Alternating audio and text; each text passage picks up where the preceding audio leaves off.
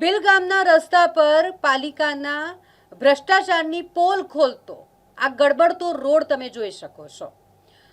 ભીલ ગામ જેના પ્રવેશના મુખ્ય માર્ગ પર જ મસમોટો ખાડો પડી ગયો છે।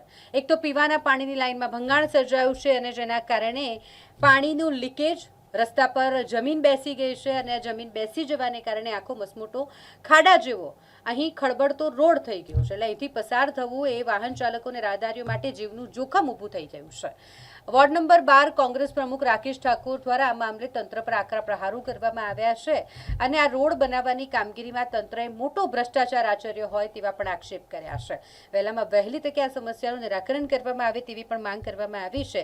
રોડની વચ્ચોવચ્ચ મસમોટો ખાડો, પાણીની લાઇનમાં લીકેજ, એટલે અહીંથી પસાર થવું તો જાણે જીવનું જોખમ લઈને જ લોકો પસાર થતા હોય તેવા દ્રશ્યો સામે આવે છે। કોંગ્રેસ પ્રમુખ રાકેશ ઠાકોર દ્વારા ભ્રષ્ટાચારના આક્ષેપ કરવામાં આવ્યા છે। આજે અમે આવ્યા છે ભીલ ગામના મેઇન રોડ પર જે ભીલ ભાયલી ફાટકથી ચાપડ જતો રોડ છે। મેઇન રોડ પર મોટો ભૂવો પડી ગયો, મસમોટો ભૂવો। વિચાર કરો, અકોટા તો ભૂવા રોડ તરીકે ઓળખાતો, હવે આ ભૂવો અટલાદરાથી આગળ આવીને ભીલ ગામમાં ઘૂસી ગયો। અધિકારીઓને કહેવા માંગુ છું, તમે અહીંયા આવીને જુઓ અને ચૂંટાયેલા પ્રતિનિધિઓ એમને કહો ભીલ ગામમાં જોવા આવજો, હાલત કેટલી ખરાબ છે। લોકો એમને નતા તમને પગાડતા, એનું કારણ હતું આ। અત્યારે બી આ હાલત આટલી ખરાબ છે। વિચાર કરો, રોડ વચ્ચે કોન્ટ્રાક્ટરની ઘોર બેદરકારી, એના કારણે આ કેટલું ખરાબ હાલત છે। આખો રોડ ખોદી ગયો। અહીંયાના લોકોનું કેવું છે 25 કમ્પ્લેન આલી પણ કોઈ જોવા નથી આવતું। એટલે લોકોની હાલત તો જુઓ તમે। ખાલી 5 વર્ષે વોટ લેવા આવો છો, પણ જનતાની સમસ્યા માટે બી જાણવા માટે બી નીકળો કોઈ વાર, નહીં તો જનતા જે કર્યું એ આગામી 5 વર્ષો લગીને આ જ ધંધો કરશે જંજાબી। આ ભીલ ગામમાં નહીં, આખા વડોદરાની હાલત આવી જ છે।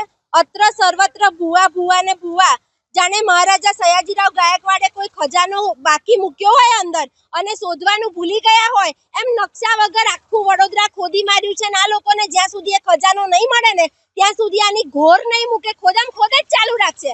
અલા, કાલે માનનીય વડાપ્રધાન શ્રી નરેન્દ્ર મોદી સાહેબ વડોદરાની મુલાકાતે આવ્યા। અમને તો ખૂબ જ ગમ્યું કે એરપોર્ટ થી લઈને ગદા સર્કલ સુધીનો રોડ ચકાચક કરી નાખ્યો। વડોદરાને સ્વર્ગ જેવી ફિલિંગ આવી ગઈ।